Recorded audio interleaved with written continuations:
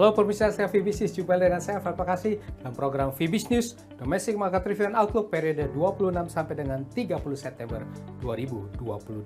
Kebijakan BI agresif, ketidakpastian pasar keuangan global. Ya, pasar investasi dalam negeri pekan lalu diwarnai dengan sejumlah isu.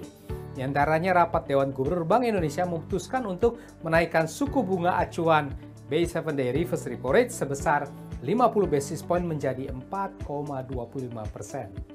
Ya, sementara itu pasar keuangan domestik dalam tekanan sentimen global atas agresifnya pengetatan kebijakan moneter dari The Fed yang masih akan berlanjut dan dikhawatirkan pasar berisiko memicu munculnya resesi global. Terdapat capital outflow di pasar keuangan sepekan lalu sekitar 3,5 triliun rupiah. Namun di bursa saham masih net inflow walau terbatas saja. Pihak lain pasar akan mencermati rilis tingkat inflasi Indonesia pada Jumat depan ini. Untuk minggu berikutnya, isu antara prospek pemulihan ekonomi dalam dan luar negeri ini akan kembali mewarnai pergerakan pasar. Seperti apa dinamika pasar hari-hari ini? Berikut detail dari Fibis News Domestic Market Review and Outlook periode 26 sampai dengan 30 September 2022. Ya, kita awali dengan pasar modal Indonesia. IHSG secara mingguannya menguat 0,14% saja ke level 7.178. Ya, IHSG ini bangkit menguat dalam pergerakan yang agak sideways dan sempat ditopang oleh kebijakan suku bunga Bank Indonesia yang agresif dengan menaikkan suku bunga acuan BI 7-day reverse repo rate sebesar 50 basis point. Sementara itu, bursa kawasan Asia umumnya melemah. Untuk pekan depan, IHSG kemungkinan akan ada tekanan di awal pekan dan kemudian dalam konsolidasi pendek. Nilai mata uang rupiah pekan lalu terkoreksi 0,57% secara mingguannya ke level 15.037 rupiah per US dollar. Ya, rupiah ini melemah penuh di minggu keduanya di tengah perkasanya dolar global karena agresifnya The Federal Reserve. Rupiah terpantau berada dekat sekitar 28 bulan terendahnya.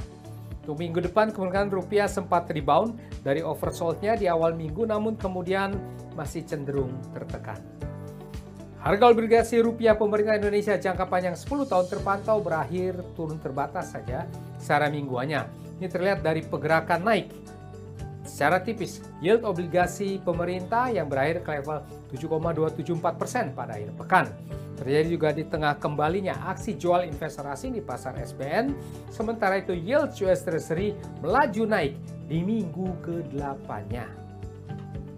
Ya, pemirsa setia Fibis News, rapat Dewan Gubernur Bank Indonesia pada 21-22 September lalu memutuskan untuk menaikkan suku bunga acuan BI 7-day reverse repo rate sebesar 50 basis point ke 4,25%. Deposit facility suku bunga naik menjadi 3,5%, suku bunga lending facility menjadi 5%. Bank Indonesia menyatakan keputusan kenaikan suku bunga tersebut sebagai langkah front-loaded, preemptive, dan forward-looking untuk menurunkan ekspektasi inflasi dan memastikan inflasi inti kembali ke sasaran 3 ± 1% pada paruh kedua 2023. Serta memperkuat kebijakan stabilisasi nilai tukar rupiah agar sejalan dengan nilai fundamentalnya. Akibat tingginya ketidakpastian pasar keuangan global di tengah peningkatan permintaan ekonomi domestik yang tetap kuat. Indonesia menyatakan perekonomian global berisiko tumbuh lebih rendah disertai dengan tingginya tekanan inflasi dan ketidakpastian pasar keuangan global ini. Penurunan pertumbuhan ekonomi diperkirakan akan lebih besar tahun 2023. Terutama di Amerika Serikat, Eropa, dan Tiongkok, bahkan disertai dengan risiko resesi di sejumlah negara maju. Ya, perbaikan ekonomi nasional dalam negeri terus berlanjut dengan semakin membaiknya permintaan domestik dan tetap positifnya kinerja ekspor.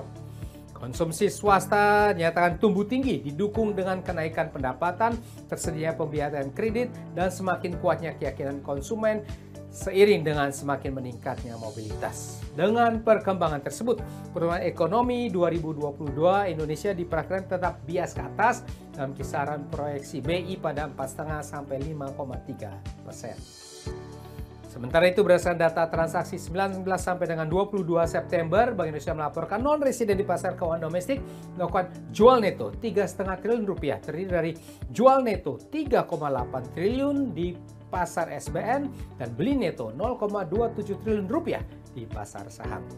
Ya, demikian pemirsa setia Fibisnews. Kita sudah membahas bersama Fibisnews Domestic Market Review and Outlook periode 26 sampai dengan 30 September 2022. Saya Alfred Pakasi di sini mohon diri sejenak. Baiklah untuk semuanya, stay safe, stay healthy. Salam Fibis.